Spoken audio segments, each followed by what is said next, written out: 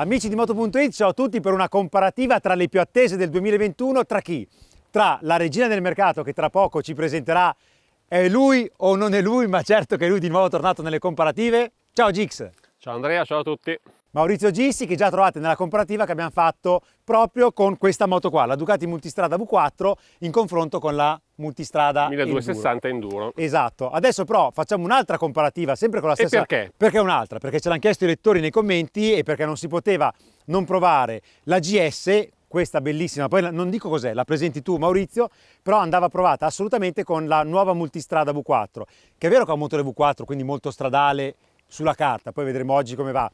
Però ha una configurazione che sembra fatta apposta per sfidare la GS. Perché? Perché ha il cerchio anteriore da 19 pollici, posteriore da 17, con gomme più strette rispetto alla bicilindrica, no Maurizio? Alla precedente Multistrada col 17 anteriore. Abbiamo un 120 di larghezza davanti e un 170, un po' più stretto ma più adatto anche per affrontare gli sterrati, al posteriore. Quindi, dicevo, ciclistica da maxi enduro, non da crossover, fatta su misura per confrontarsi con questa GS che tu hai in una colorazione spettacolare. Che versione è?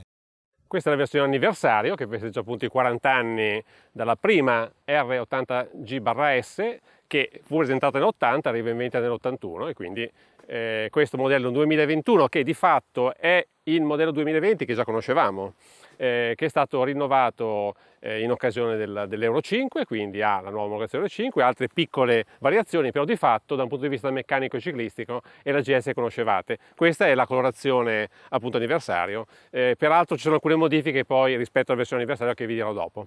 Come sei bello preciso, e visto che Maurizio ha presentato l'anniversario, vi introduco anche lei, è la versione V4S, quindi S è dotata di cambio elettronico, di strumentazione TFT, di sospensioni semiattive e questa è una versione particolare, la versione grigia, con i cerchi a raggi direttamente ordinabili dalla fabbrica, quindi è una versione, diciamo che siamo una versione già bella full optional, come anche la tua. Certo, certo. Tra l'altro, come vedete, hanno i raggi tangenziali per le tubeless, stesse dimensioni identiche di pneumatici, quindi sono perfettamente confrontabili. Moto che nascono per i lunghi viaggi, ma anche per andare in città, per andare nel misto. E dov'è che le moto divertono di più da sempre? Nel misto. Quindi cominciamo subito questa prova con la GoPro e seguiamo Maurizio Gissi con la sua GS tra le curve della Valtrebbia. Sei pronto? Finalmente, sì, invece di chiacchierare andiamo a provare queste moto. Vai. Andiamo. Bene Andrea, eccoci finalmente nel misto e iniziamo con la BMW, giustamente perché gli diamo la precedenza per ordine alfabetico. Vi dico subito che la posizione di guida è sempre molto comoda, a me piace tantissimo perché anche se il manubrio è leggermente largo, in realtà vi dà un ottimo controllo quando siete per esempio nel traffico e comunque è una posizione molto confortevole anche alla lunga. Il buono di questa GS è la possibilità di poter arretrare molto sulla sella e quindi di rendere la posizione di guida adattabile anche a piloti molto alti. Ovviamente potete regolare l'altezza della sella e esistono anche selle più basse o più alte in optional. Adesso abbiamo la mappa road, quindi con sospensioni più morbide.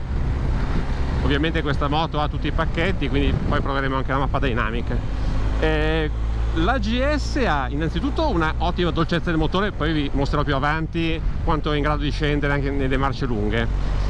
Quindi motore molto dolce, baricentro basso, quindi anche se la moto non è molto maneggevole, sicuramente lo è di più la multistrada, ha un inserimento in curva molto fluido e soprattutto vi permette davvero di avere un ottimo controllo grazie a questo peso del boxer che abbassa il baricentro della moto. Quindi vedete anche nelle inversioni molto docile, qua ci sono un pochino di buche, le sospensioni hanno un buon lavoro.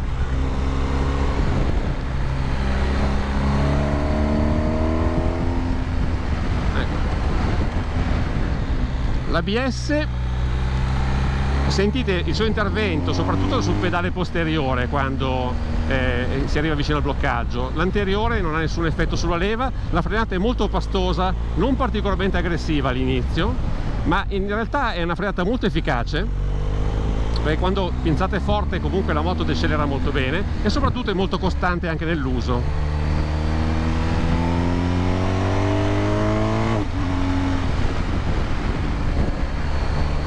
Quindi anche se questa è una moto estremamente comoda nel Gran Turismo, soprattutto in quelle in coppia, nel misto regala sempre delle bellissime sensazioni di guida.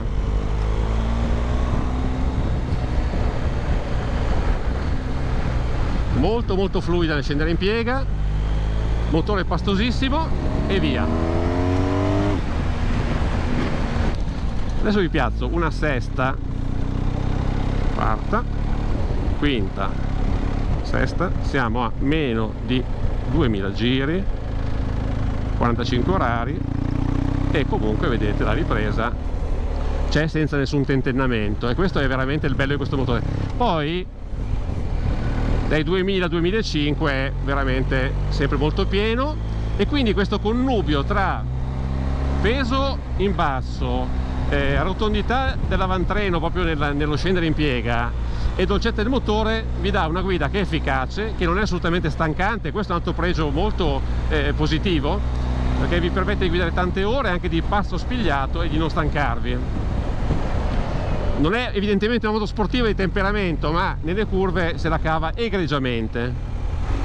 È comunque la GS che conoscevamo, del modello 2019, che ci ha molto convinto, e anche con l'arrivo di altri concorrenti non perde assolutamente il suo potenziale nel misto. È una moto che io apprezzo tanto in queste circostanze. Vedete, anche nel brutto il controllo di trazione arriva, ma poi non lo si avverte. Io non scenderei mai da questa moto sinceramente, poi non so Andrea sulla sua multistrada, ma è talmente piacevole. C'ha questi bassi bellissimi e allunga quando serve. Frenata vedete pastosa, avantreno che si accuccia al giusto, questo telelever non abbassa tanto e quindi dà anche dei vantaggi. Eccoci qua, perfetto, ottimo Andrea. E adesso ti passo la palla.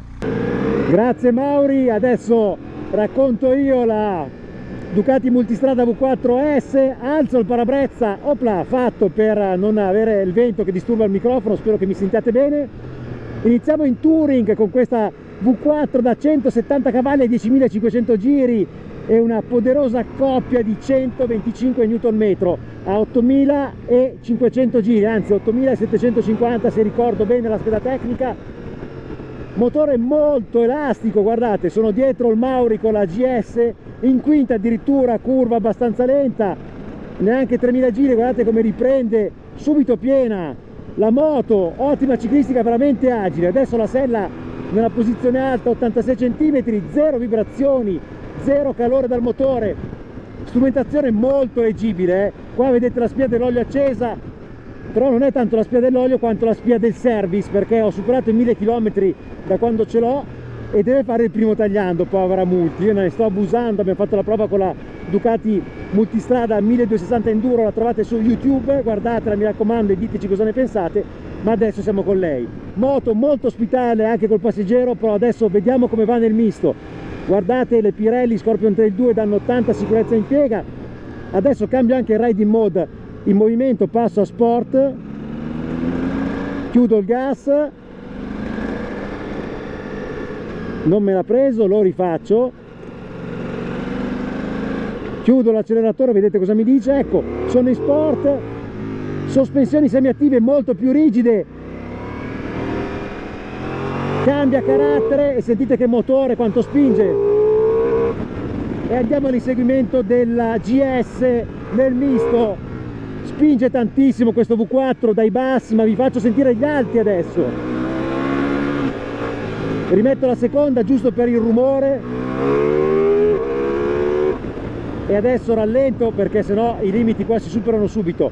È un motore fantastico questo V4, un'erogazione piena, poi i controlli di trazione, l'anti-wheeling, tutta l'elettronica funziona veramente in maniera perfetta. Gli ingegneri italiani di Borgo Panigale hanno fatto un lavoro veramente encomiabile su questa moto. Cambio elettronico di serie sulla versione S, funziona benissimo a salire e a scendere. Poi guardate, se adesso mi produco in un allungo devo stare attento ai limiti, ho buttato l'occhio adesso, non mi ero accorto, scusate, però la frenata con le pinze stilema, la pompa radiale e i dischi da 330 mm è una frenata che mi era raramente capitato di sperimentare su una Maxi Enduro col 19 anteriore. Poi guardate la sicurezza che dà anche in piega, è veramente agilissima la Multi V4. Adesso siamo andati davanti a Maurizio che ci segue, avete visto come era agile la GS, molto pronta in uscita di curva la Boxer tedesca, ma sappiate che la multistrada V4 ha una schiena ai bassi veramente fantastica. Adesso Gix ha rallentato per farvi vedere l'elasticità del motore, lo faccio anch'io, guardate, sono in quinta a 43 all'ora a 2000 giri, guardate che razza di motore. Sono a un regime incredibile in quinta, guardate se do gas, riprende senza un sussulto e sono già a 90 all'ora a 5000 giri. Gran motore, molto silenzioso di scarico, lo sentite urlare quando aprite tutto, a quel punto il 4 cilindri urla e chiama in causa l'anti-wheeling di continuo, perché è un motore super potente e prestazionale. Qui guardate anche la frenata poderosa, veramente poderosa, una moto che sul misto esalta. Considerate che adesso la sto guidando pure con le borse piene, con l'attrezzatura video. Vedete che infatti ho impostato precarico con i bagagli e guardate nel misto che razza di prestazioni facili, alla portata di tutti. Attenti sempre al fondo, sporco, prudenza. Però è una moto potente ma anche molto molto sicura, perché sentite tutto quello che fa l'avantreno. E questa è una delle qualità più belle della Multi V4. Tra l'altro il 19 anteriore non perde assolutamente, non toglie in nulla a livello di feeling di guida, anzi dà una guida rotonda molto intuitiva quando l'asfalto è rovinato o un po' sporco come in questo caso. Io lo preferisco anche al 17 pollici. In questo caso ho una V4S grigia con i cerchi a raggi che pesano un po' di più dei cerchi a razze, però onestamente la differenza a livello di guida è minima, perché anche l'aggravio di peso non è così importante. Guardate anche giù di giri come danza tra le curve questa V4. Nella guida turistica potete usare anche poco il cambio, mettere una marcia lunga e godervi questa moto fantastica. Adesso ragazzi rallento, aspetto Gix e passiamo alle pagelle per raccontarvi come va anche in città e in autostrada. Ragazzi, eccoci tornati dal misto con queste moto fantastiche e adesso andiamo con le pagelle. Facciamo le pagelle con ergonomia? No? Ergonomia no, partiamo dalla parte, parte più succosa della prova. Mi hai convinto. È il misto. Certo. T'ho convinto, non ti ho ancora detto con cosa partiamo. Lo sapevo. Lo sapevi già. Partiamo dal misto. Il misto perché comunque è il terreno d'elezione della guida delle moto. Ti diverti tantissimo. Alla multistrada partiamo con i voti, ovviamente, sono le pagelle di Moto.it. Premessa molto importante, Maurizio, come in tutte le nostre comparative non ci sarà una vincitrice neanche oggi, perché per noi non ha senso eleggere una moto vincente rispetto all'altra, perché i gusti sono personalissimi, ognuno di voi darà un peso diverso, ad esempio alla parte sportiva rispetto alla parte turistica o ai consumi o al fuoristrada, quindi noi giudichiamo le varie voci, ma la vera vincitrice sapete già voi qual è nel vostro cuore. Siete d'accordo con questa impostazione storica di Moto.it? Sì, lo è questo, e poi in particolare queste due moto è vero che sono concorrenti, ma hanno due anime diverse, quindi non è che si sovrappongono. Abbiamo un Boxer, un V4, potenze diverse, insomma cambiano tanto, poi è ovvio che nell'uso si somigliano, ma solo in certi aspetti, per cui non avrebbe senso una classifica diretta. Non è una 1000 sportiva 4 cilindri contro un'altra 1000 4 cilindri. Col tempo in pista, no? Esatto. Infatti, anche perché il bello di questo segmento è che ogni casa ha la sua filosofia costruttiva, progettuale, che poi si trasforma su strada in comportamenti molto diversi, in grado di accontentare proprio gusti diversi. Comunque, tornando al misto, che era il nostro punto di partenza, voto 9, ve lo dico subito, alla multistrada V4S perché è entusiasmante. È molto maneggevole ma precisa. Questa agilità non toglie sicurezza all'avantreno, che anzi col 19 anteriore dà tantissimo feeling, anche l'avete visto nella GoPro, dove l'asfalto è un po' sporco. Frenata con le stileme alla pompa radiale incredibile, con dei dischi da 330 mm. E poi io ero un po' scettico sul motore 4 cilindri per un uso crossover, perché è un classico motore stradale, però Ducati l'ha fatto veramente piccolo, compatto e con un'erogazione meravigliosa. Quindi nel misto questa moto mi ha convinto. Avete visto anche le sospensioni usate su Touring e su Sport, cambiano proprio il comportamento della moto, e su Sport a me è piaciuta tantissimo la V4, quindi 9 glielo do tutto, non esageriamo andare oltre, però 9 sicuramente lo prende la V4S. lo prendi, sì, assolutamente, e ti direi che il 9 l'avrei dato anch'io alla GS, perché complessivamente è una moto fantastica nel misto, se non ci fosse appunto la multistrada dall'altra parte, perché la multistrada evidentemente quando si tratta di affrontare guida sportiva offre maggiore prestazione del motore, un avantreno più rapido, una frenata superiore, quindi è ovvio che da quel punto di vista il punto di differenza glielo diamo, quindi io do un 8 in questo caso alla GS, però ripeto, se abbandonate un po' lo spirito sportivo, vi garantisco che nel misto questa è una moto egregia, a me è piaciuta tantissimo, molto equilibrata, grande maneggevolezza, anche se non raggiunge i livelli della V4, ma comunque molto rotonda a scendere in curva, molto dolce, progressiva nel motore, quindi è una moto fantastica da usare nel misto. A proposito di misto, dove lì un po' i cavalli si usano anche, ricordiamo i dati della GS e della V4, parti tu. Certamente, diciamo che il motore è lo stesso che conoscevate, quindi il 1250 Shift Cam, che è già arrivato in produzione, la potenza è 136 cavalli a 7700 giri e il vantaggio poi c'è in termini di coppia, perché abbiamo una cilindrata superiore al V4, un bicilindrico quindi gira più in basso, e in questo caso la coppia massima è di 14,6 kg, quindi più alta, a 6250 giri, quindi un regime anche più basso. Per questo veramente vi dà un motore estremamente pronto, dolce, usate le marce lunghe, fantastico nel misto. Vabbè, lui avrà anche la cilindrata più grande, però io ho soltanto 1158 cc, però ragazzi, che numeri! 170 cavalli a 10.500 giri e una coppia massima di 125 Nm, 8.750 giri, che sarebbero, tradotto in chilogrammetri che tu hai usato, 12,7 kg.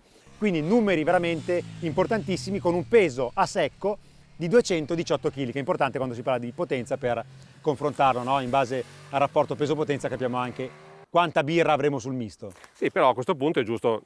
Parli di peso a secco, però poi chiaramente parliamo di pesi in ordine di marcia. A questo punto qui abbiamo 249 kg nel caso della GS e 243 nel caso della multistrada V4. Quindi con questo equipaggiamento di ruote. Sì, esatto, perché i cerchiaraggi pesano un po' di più. Quindi peso molto vicino, c'è un vantaggio di cavalli e di chili in meno per la Ducati.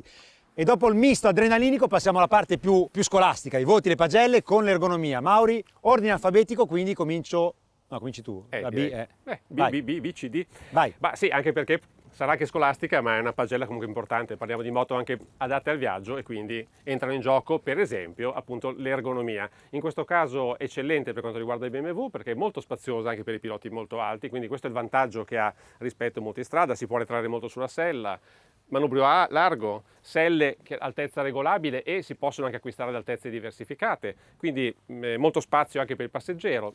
9 pieno per quanto riguarda l'ergonomia. 9 lo do anche alla multistrada, l'avrete già visto nella prova anche con la Multi Enduro che abbiamo pubblicato su YouTube, si sta molto bene sulla multistrada V4, forse c'è un po' meno spazio in longitudinale per muoversi per i piloti più alti, però io sono 1,85 m, GX appena meno e si sta veramente alla grande su questa Multi. Ergonomia studiata molto bene, sella regolabile su due posizioni 84-86 cm, la cosa bella senza neanche l'ausilio di attrezzi o cambiando le staffe di sostegno, basta toglierla, riposizionarla, si chiude ed è fatto. E dopo l'ergonomia passiamo al comfort, già con la parola vado avanti io GX, comfort, indovina che voto do a lei? Spara. 6,5? Magari. 9 perché Ducati sta lavorando bene e anche a livello di comfort è una moto studiata con grande cura e grande attenzione ai dettagli. Protezione dall'aria ottima, guardate, con un dito alzo il parabrezza, ho i deflettori per le spalle, i paramani sono un po' meno protettivi rispetto alla GS, però fanno il loro lavoro e soprattutto le cose più importanti, non ci sono vibrazioni sulla moto, neanche al manubrio, il V4 è bilanciatissimo e il calore dal motore sembra che sia stato risolto il problema dei precedenti V2. Vuoi per il doppio radiatore e l'estrazione dell'aria calda laterale, vuoi per il fatto che anche in città la bancata posteriore dei cilindri sotto la sella si spegne quando si è fermi, al semaforo a motore acceso. Quindi gran lavoro, voto 9, il comfort, tuo invece come messo? Anche qua il comfort è molto elevato, c'è da dire però una cosa Andrea, questa è la versione anniversario, esce di fabbrica con una sella rally, quindi con la sella monopezzo che è un pochino più bassa, bicolore, il vetro più basso, quindi una linea molto più aggressiva. Qua invece abbiamo le selle comfort riscaldabili, abbiamo un parabrezza più alto, quindi queste sono cose che incidono chiaramente nel comfort. Quindi noi in questo voto consideriamo questo allestimento. E con questo allestimento è una moto che prende un 9 pieno assolutamente, perché comunque è molto comoda, molto confortevole, vibrazioni molto basse, il calore è altrettanto basso, qualcosina in estate dal catalizzatore, ma parliamo veramente di cose minime rispetto ad altri motori. La protezione dinamica, in questo caso il vetro si può regolare in altezza, ci sono i deflettori laterali, protegge leggermente meno rispetto alla V4 effettivamente, però parliamo sempre di un livello di protezione molto elevato. E Mauri, dopo il comfort del pilota, oggi sono passato avanti e indietro con una biondona spettacolare sulla sella. Beato te. Adesso se la trovo le chiedo un po' cosa dice del comfort su queste moto. Cercala. Dove è andata? Cercala. Sei te? Mi è toccato farla a me, non sono una bionda, ma insomma. Mi hanno detto ti mettiamo una bionda in sono sella. anche un pochino più grande rispetto al passeggero, quindi siamo più severi a questo punto. Sì, siamo molto severi perché Gix è una bella pilotona tedesca, bionda, occhi azzurri. Che voto dai, tedescona? In questo caso è molto alto anche per quanto riguarda la V4, quindi un voto 8, però dobbiamo dare un 9 in questo caso alla GS, perché la GS ha una sella che è più spaziosa, maniglie più comode, più spazio anche per i piedi e soprattutto una sospensione posteriore che filtra meglio l'asperità. E il fatto che protegga leggermente meno il cupolino si sente meno con un pilota come te alto, e quindi direi che parliamo comunque di due moto molto comode per i viaggi. Un punto di vantaggio sta sicuramente alla GS. E il passeggero sta dietro, ma chi sta davanti e guida tutto il giorno vede la strumentazione e i blocchetti, caro Gix. E alla multistrada abbiamo dato un voto insieme, io e Maurizio, molto alto, 9,5, perché sembra proprio che Ducati abbia studiato i concorrenti e abbia preso da tutti il meglio. Abbiamo TFT da 6,5 pollici, regolabile anche nell'inclinazione per evitare i riflessi con la luce del sole, a seconda dell'altezza del pilota. I blocchetti retroilluminati, e lì secondo me hanno anche un po' studiato quello che ha fatto BMW, perché ogni tasto regola una funzione particolare, poi c'è il joystick in più che ricorda un po' le moto inglesi, che permette di entrare nei menu in maniera veramente facile. Hanno fatto un lavoro grandioso e anche con i guanti invernali questi blocchetti si usano benissimo, la strumentazione è molto chiara, soltanto i due menu, quello in alto a sinistra e quello in basso a destra, sono un po' piccolini come numeri, però c'è davvero di tutto e di più e la leggibilità è ottima. 9,5, brava Ducati per il lavoro fatto a livello proprio di leggibilità e semplicità d'uso. Beh, se parliamo di leggibilità, caro Andrea, quello della BMW è ancora superiore, perché il display TFT da 6,5 pollici è veramente notevole per quanto riguarda la grandezza di ogni informazione, chiarissimo, ricchissimo, è leggermente un pochino più complicato scendere nei sottomenu. Qui abbiamo un controller invece di un joystick, però vi abituerete in fretta e quindi non farete assolutamente difficoltà nel navigare in tutte le varie possibilità. Strumentazione estremamente ricca, comandi molto funzionali per quanto riguarda la distanza delle leve, i pulsanti, quindi stiamo parlando veramente di una moto eccellente, pensata per i viaggi, quindi estremamente confortevole anche da quel punto di vista. In questo caso io do un 9 alla strumentazione e ai comandi. E dopo questa voce passiamo a un'altra voce molto importante quando si spendono così tanti soldi per le moto. Ovviamente sono prezzi importanti, ma sono le ammiraglie del segmento Maxi Enduro. Finiture alla Ducati multistrada, la vedete qua davanti come costruita, c'è stato un bel salto in avanti anche sotto questa voce e diamo un voto 9. Anche se, va detto, anche la multistrada 1260 era una gran bella moto a livello di finiture. Questa è semplicemente perfetta, di cose fuori posto non abbiamo trovate. Al massimo proprio essere pignoli, sapete che è una delle poche moto ad avere il radar anche posteriore, in questa versione accessoriata col pacchetto Travel più radar, che prevede appunto le borse, il radar anteriore e posteriore sviluppato insieme a Bosch. Ecco, il radar posteriore prevede la luce della targa spostata per non interferire col radar nella posizione laterale, ma è un dettaglio proprio su un insieme che è costruito con una cura davvero elevata. Maurizio, tu come sei messo a finiture? Altrettanto bene, di livello elevatissimo, stiamo parlando di moto top per ogni marchio, molto importanti dal punto di vista anche proprio della qualità percepita, della resistenza alle intemperie, tutte quelle che sono le finiture proprio delle verniciature e le parti in metallo devono essere molto curate. Quindi anche in questo caso il voto è 9, è un voto alto ma che riflette veramente la cura costruttiva. Se proprio vogliamo trovare una critica, vi dirò che il motorino a avviamento che si vede qui dietro il cilindro di destra poteva essere forse coperto un pochino meglio, sembra il motorino di un motore anzianotto insomma. Sì, però stiamo proprio cercando, tu il motorino, sì, io la luce della targa, perché le cose minime sono moto che se guardi in ogni dettaglio vedi che alla fine insomma, sono costruite bene. Sì, con quello che costano, perché adesso arriviamo al prezzo di dotazione. La V4S in questa configurazione Travel più radar costa 25.040 euro, però Mauri, io non so proprio cosa le manca, abbiamo la sella riscaldata, oltre ovviamente alle manopole, sospensioni elettroniche, il cornering ABS, ma quello ormai non c'è neanche più da dire perché è scontato, TFT enorme, c'è su di tutto di più, ovviamente le borse, il radar anteriore e posteriore, che vi dirò poi nel capitolo autostrada, funziona davvero bene, se vi abituate, non è un gadget, è un qualcosa per la sicurezza davvero utile e funzionale. Ecco, con questo pacchetto, caro Gix, il voto che do alla multistrada è 9. Costa tanto, 25.000 euro, però non saprei cosa metterle su ancora. Forse lo scarico racing, aftermarket, queste cose ulteriori si possono ancora mettere, però già così c'è su tutto.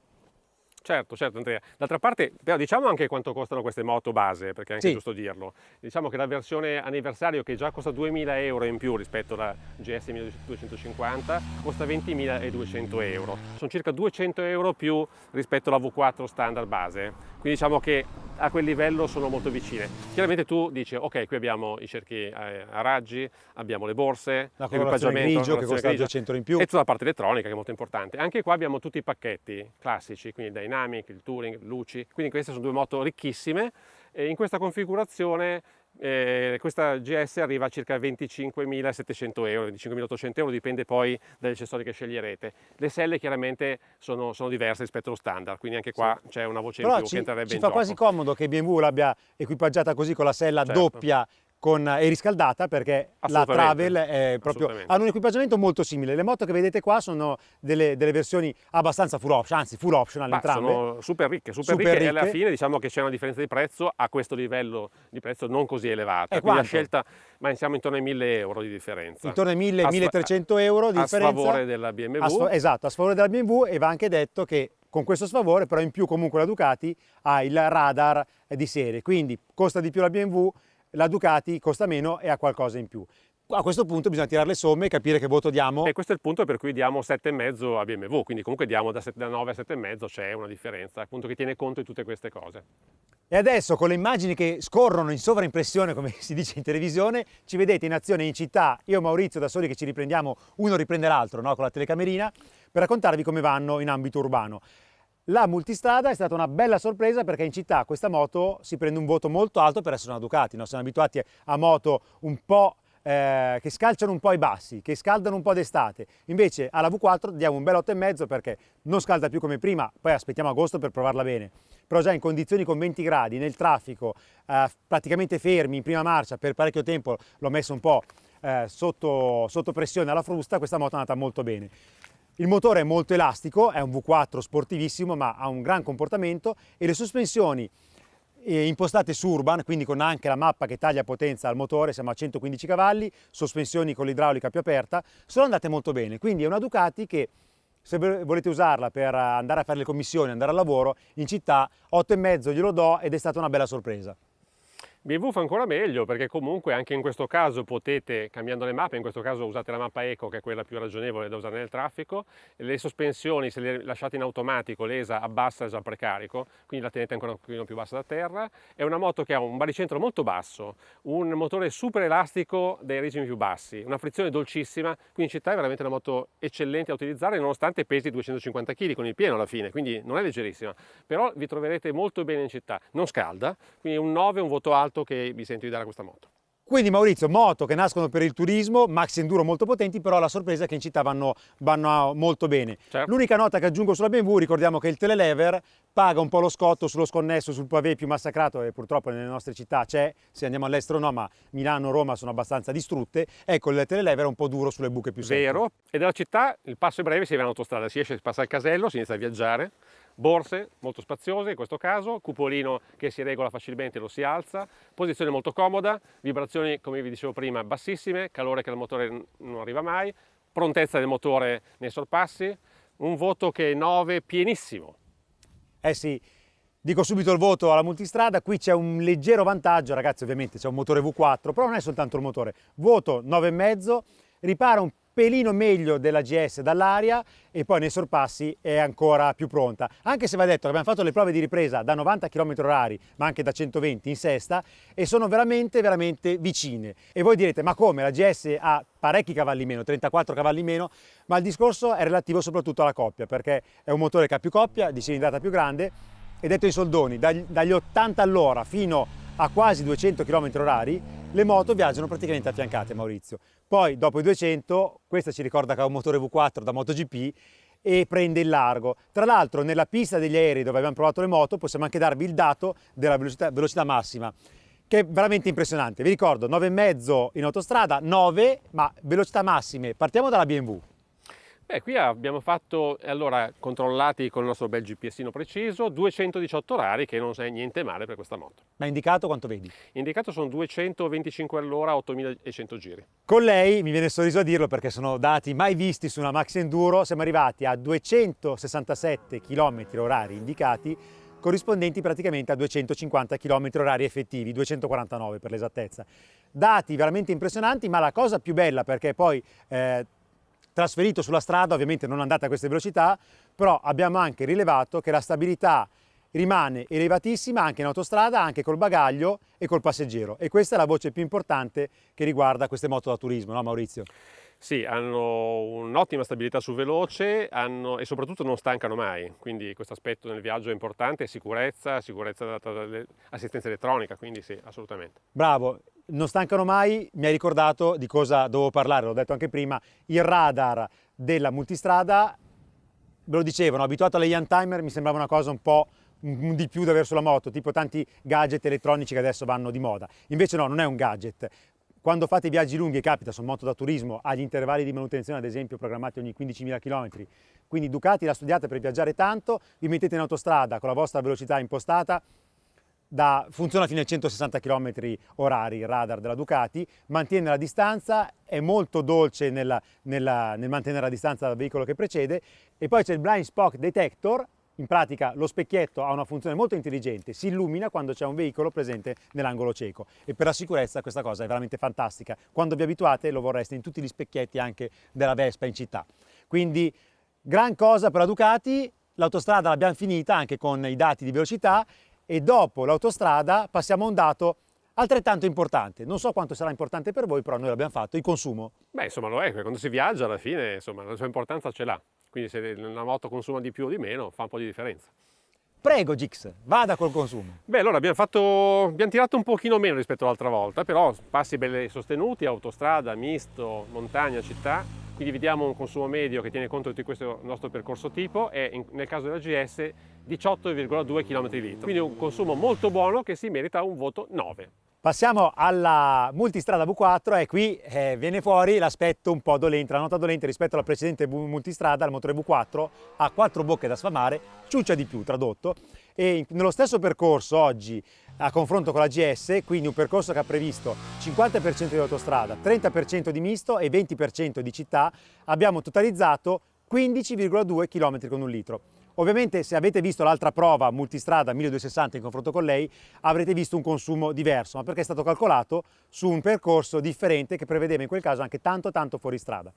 Quindi in questo caso 15,2 contro 18,2, il voto è 7, la GS ha più autonomia.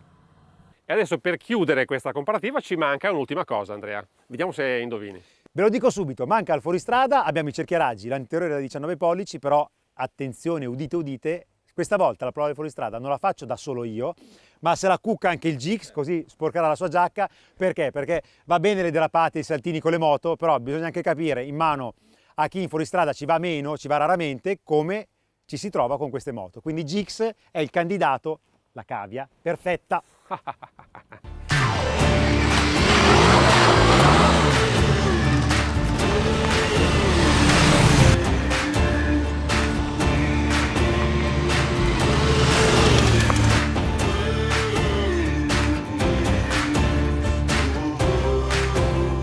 Eccoci con la parte in fuoristrada, stavolta non si è salvato Maurizio Gissi, il vostro amatissimo Gix, perché ci racconterà come si è trovato. Togliamo il casco Mauri, sempre distanziati con i nostri 2 metri, a parte che ormai io e te con le prove che sono ricominciate siamo quasi conviventi, eh?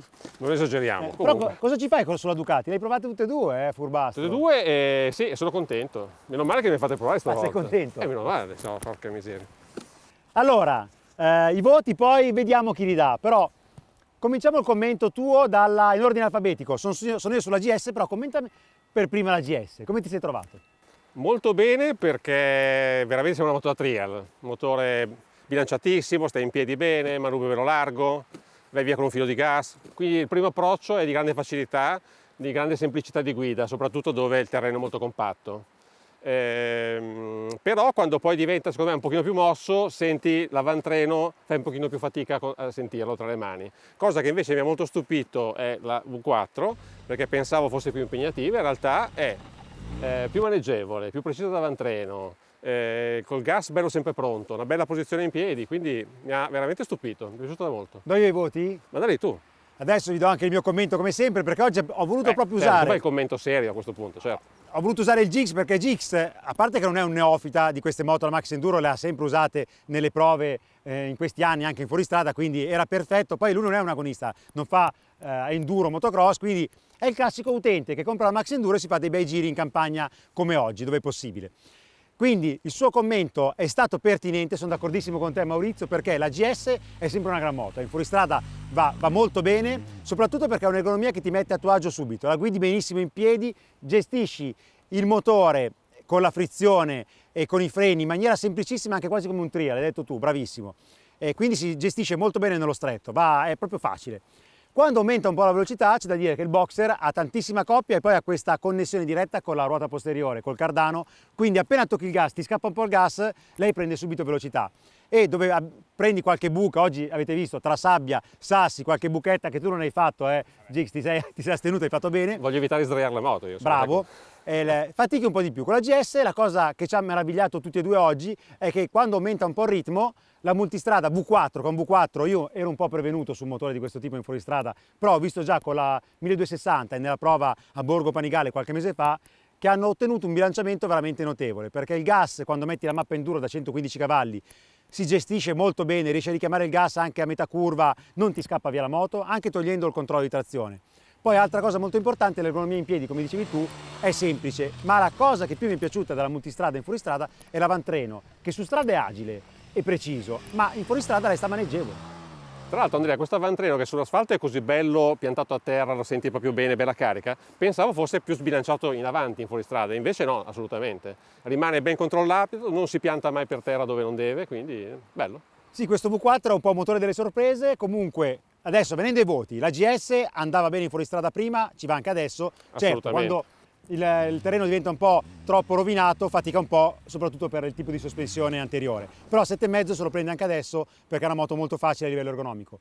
La multistrada V4 in fuoristrada è proprio facile, quindi il voto che le diamo in questa comparativa 8,5, ovviamente deciso con Gix perché oggi in fuoristrada c'è andato anche lui, finalmente.